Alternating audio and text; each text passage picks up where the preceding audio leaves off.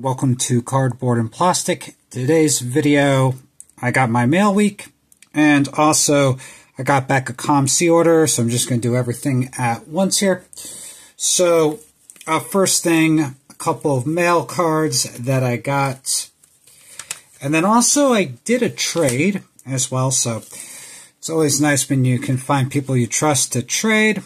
First card. This is for my Rick Smits PC, and of course, Panini has me keep on buying these cards. I think I'm like at 110 Rick Smits autographs, some on card. This is a sticker, and this is out of 25. I think this is like the meta. I don't even know anymore. I have an out of 75 coming in the mail as well. So, lots of kind of the only modern cards I collect besides my Hall of Fame auto PC. Here's two other cards I got in the mail. This is really nice. A couple of like print spots there, but I think I'm going to grade this one. This is a 1964 nicely centered Warren Spahn. And this has a little wrinkle on it, but of course, I mean, I got wrinkles on me, and I'm not as old as this card, so a kind of funny thing about this, I showed my wife there, and she doesn't really care, and she goes, "That's an athlete?" So, you know, Slaughter there, great card, 1948, not his rookie card, but definitely I'm doing player runs of all these players, and I still remember that interview where they had John Kruk got interviewed, and they asked him a question like, "Why didn't you stay in shape?" or something like that, like, "You're an athlete." He goes, "I'm not an athlete. I'm a baseball player." So those are my mail days. And then I did a trade. So I traded a Fleer Clyde Drexler rookie. I think it was a PSA 8. I had a beautiful 1956 LK line that I had graded, and an Ozzie Smith CGC 7, who is a nicely centered version. And these are the two cards I got back. So in the trade, 1952 Topps Robin Roberts. Old label, PSA, but nice card. And this is also for my Hall of Fame PC. So 1960, beautiful centered Yaz. And the reason I got the grade is some pretty horrific wax stains or stains on the back, and I really don't mind that. The one thing I really do mind, I have a 1963 Mickey Mantle in a 1.5, and it has like a paper loss over the stats, and it really bothers me. So I think that card I'm going to trade pretty soon. So I'm going to go through my mail day. So I got a lot of just small cards that I'll go through pretty quickly. So with COMC, they are getting much, much faster at returning orders. I think I had, how many? Like, just like probably about 60, 80 cards in that ballpark. And they were estimating like 3-week turnaround times, and they actually did it within a week. So you'll kind of see what I'm collecting here. And I got some cards that I'm possibly going to grade with CGC. So some of these I won't grade, but these are for like top loaders. But beautiful. I love the 1971 and 1972 Topps sets. So Hall of Famer. This one, borderline grading. Rudy T. So this is his rookie card. So I like to grade the rookie cards.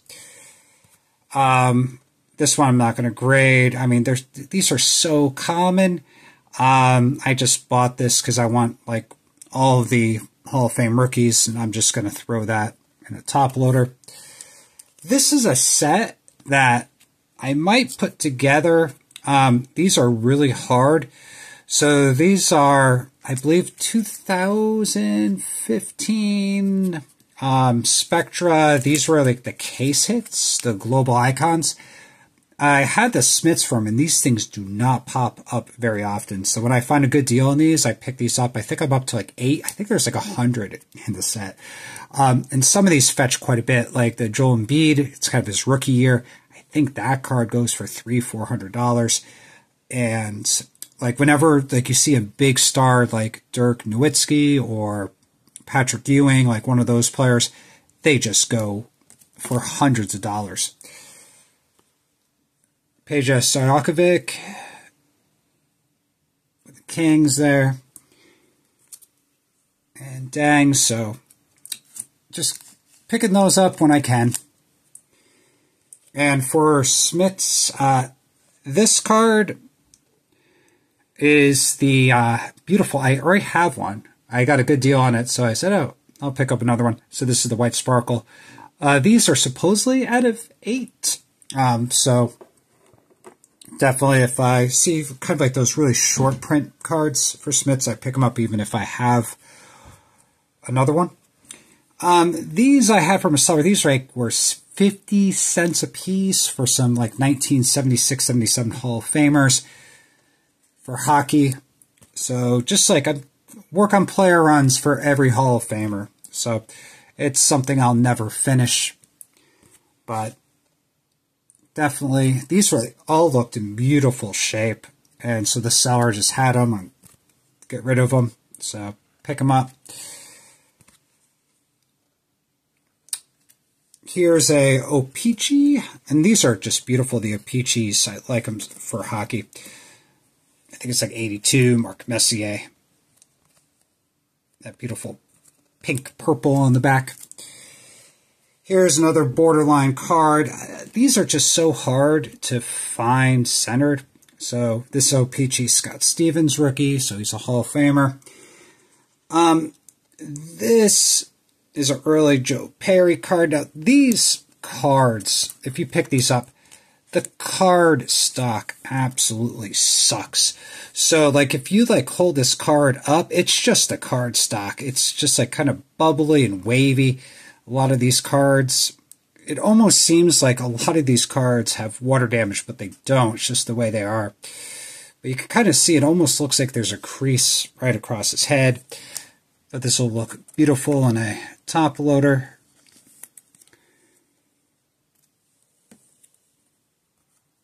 I always pick these up when I see them for like $2 for the centered early Johnny Unitas. I think this was like $1 or $2, so whenever I see these Hall of Fame rookie cards, I just pick those up. And this card, he's not playing well this season. Well, he played well and then he got hurt. Derek Carr, I went to Fresno State, so I collect his cards. This is, I believe, out of $3.99. I think I have the camo and the black, so I'm working on the numbers. And, you know, this would just be something where 10, 15 years from now, if somebody has like one of the golds or one of the lower print ones, I'll just pick it up and just add it for my PC. Oh, let's see what else we have here. Some, got quite a bit. We'll go from oldest to newest here. This card, and this is the thing about cards, right, that I grade. It's kind of the chase, the fun of it. This card has a little tiny bend. It's almost really difficult to see, but there's a little tiny bend in this card, so it won't grade high. For the Whitey 4 1955 Bowman. But this is the thing, right? I kind of buy these cards at a good price, and if they do grade well, I kind of luck out. And with this card, I'm not going to lose any money on the card for what I paid. So you win some, you lose some, and sometimes you win big. This is a beautiful card. This is like borderline wanting to grade. It's just off-centered left to right. But somebody just pulled this right out of a pack. And this is from the same seller. This is not as nice as that. I mean, the card looks like it's been pulled right out of a pack, but for the Hoyt Wilhelm. And here's a beautiful 1960 Whitey Herzog. I'm borderline grading this. This has really nice centering for the Harmon Killebrew. 1961. This is just something I saw it for cheap. It's the Post 1962, I believe. I keep on picking the. If people sell them for cheap enough, I buy these all day long Hall of Famers from the 60s. I needed this one. I didn't have it. So Willie Stargell. And these things are like $4 a piece. So if you want to like start like Hall of Fame PCs and things like that, just start in the 1960s for some lesser Hall of Famers. I think I got this for $4, and then I picked up another one from the same seller. I mean, these things are like no creases. They're just a little bit off-centered. Some of these I might grade. These are just beautiful. I think a lot of these were from the same seller. So this is Eddie Matthews, 1968. Beautiful Gaylord Perry. And let's pick up 2 of those. And here's one borderline for grading. I bought one on COMC and actually got a PSA 9. It's worth way too much money, so I might just grade this, get a little bit lower of a grade, and just go ahead and sell that PSA 9 for like $160, $180. It's ridiculous. People with the registry, what they pay for those cards. Here's some 69. So, I mean, you can buy these cards for like $3, $4 a piece sometimes. So, Bob Gibson. I think I got this for $12 for beautifully centered Ernie Banks. No creases at all in this card.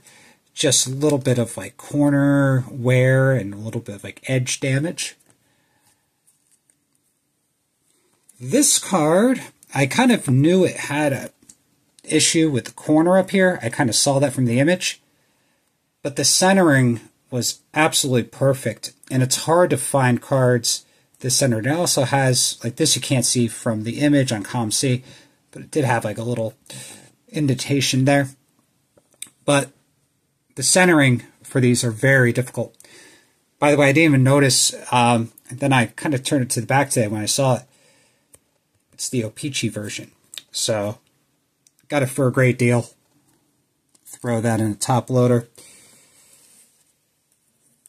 Let's go 1971.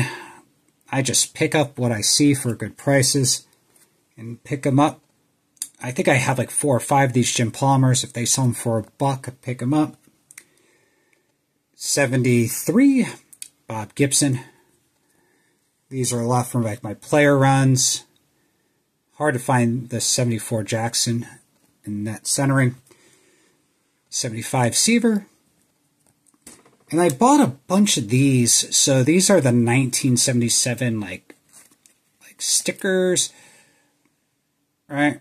And so there was a seller that had a lot of these, and I just picked up. They looked in great condition, and they were super cheap. And I was like, oh, I'll pick them all up. I'll keep the one that I want for my PC, and I'll either trade or sell the other ones. So I got a bunch of those. Here's the top traded, a little off-centered. Not going to grade this one, but this is Tim Raines. Not really his rookie card, but a lot of people like the Topps Traded because it's his first solo Topps card. Here's a bunch of, and if you look at the back here, these are the Tiffany's. So Carter, Carew, these are the 1984s. Here's another Carter, Tiffany. This is a Andy Van Slyke, his rookie card in Tiffany. Well, is it really his rookie card, right? Because it's not the base, right? It's a parallel for that from a box set. Who cares? This is a gorgeous Dave Winfield. Raleigh Finger. So all these are Tiffany's. The only one that's not Tiffany is this one, which I'd love to have in a Tiffany. I think it was like 50 cents for this. Nicely centered. Earl Hershiser. And yeah, it just got me thinking of Fernando Valenzuela passing this past week. So Earl Hershiser was one of those other pitchers that had just one like miraculous year, kind of like the same thing with Fernando Valenzuela. His like first 8 starts, I don't think he gave up like an earned run. This one is a beautiful, out of 2000, I think it's 2004. Yep. And this is the gold version for the Ken Griffey. So I like to pick up those gold cards. I mean, they're much more limited than the base cards for those. And with Ken Griffey, he's one of those players that over time I think will keep his stature. One of the few modern things I collect is Hall of Fame on-card autos, and these things are dropping in price. Topps and Panini, and a lot of the modern players don't like to sign. They make tons of money. But, I mean, these players didn't make as much money, and they want to make some extra income, and they just have them sign hundreds and thousands of these cards. It used to be Edgar Martinez was a hard card to get like a signature on. He didn't have many. And they used to go for like $40, $50. Now, I think I bought this one for $11, 11 or 12 bucks, right? So it's gotten to the point where thank you. That's one of the most things I like about Fanatics right now and Panini with modern products. We can get cards like this, and I wanted this from a PC. A beautiful, like, players do not sign like this anymore, but a Larry Walker on-card auto for, I think it was like 15 bucks. So keep on adding those to my Hall of Fame PC. I like the tier 1s, the 5 stars for the Topps Museum. So those are kind of the cards. I'll show you the cards that I'm going to maybe try to grade. Got 2 other cards before that. So this one was a neat thing. I saw this for $4. I believe it's 1962, and it's a Don Drysdale stamp. But it looks in perfect condition. I saw like a bunch of these stamps. They're like off-centered. This one's like perfectly centered. Maybe down the line, like throw that to PSA. They grade those things and people pay a fortune if it grades high. This card I saw for, I think, $45. And I just purchased it. It's off-centered. But this is from a set. I think the only other one I have is a Dave DeBusschere. For the 1972 Icy Bear. Very thin cardstock if you actually feel it. Right? A lot of people don't feel cards anymore because they just buy graded. But it's a very thin cardstock. But Pete Maravich is, like, even like for that set, he's quite pricey. I mean, I think Cream is in the set, goes for just like a little bit more than Pete Maravich, but Pete Maravich cards sell very well. All right, so these are the cards I got that I may grade, probably going to grade. So this card is really nice. This is a Peyton Manning, the EX, I guess his rookie card, well, one of them. It's like they started to just have set after set, right, in the 1990s, 2000s. But this card, with the acetate, has no yellowing behind. So really nice condition. So these are cards I'm probably going to grade. Hall of Fame rookie for football, Tom McDonald. Beautiful card. And these cards just look like they came out of packs. This card here, I mean, the centering is really nice for this. No issues whatsoever. It's really hard to sell cards like that. Just tell people, like, yeah, it's really nice. People need to have graded cards, and I won't get the money for that card unless I get it in a holder. Here's another card. I got this for $4.50. This is absolutely amazing. So I'm going to grade that one. This one's a little bit off-centered, but, I mean, this thing came right out of a pack, so yeah, the centering's not great. probably will get a 5 just because of the centering. And this card with the Bobby Cox there, great centering. That's not on the card. That card is gorgeous. And you could really tell, so this is kind of my secret for COMC. If you go there, what I do is the first thing is I look at the back of the card. I don't even look at the front. It's really hard to tell if the card has crisp corners from the front, but much easier on the back. So if you go to the back, like really if you examine the corners, you could tell how nice that card is. And that's kind of why I like grading. So this kind of stack I'm going to send to CGC. I send cards there for kind of my PC, but also cards that are extremely well kept in great condition. This is a beautiful Phil Niekro Hall of Fame rookie card. Oops. And again, a little bit of a rough cut, but really nice card. And for the price I got this card for, there's no way I could find a nicer graded version.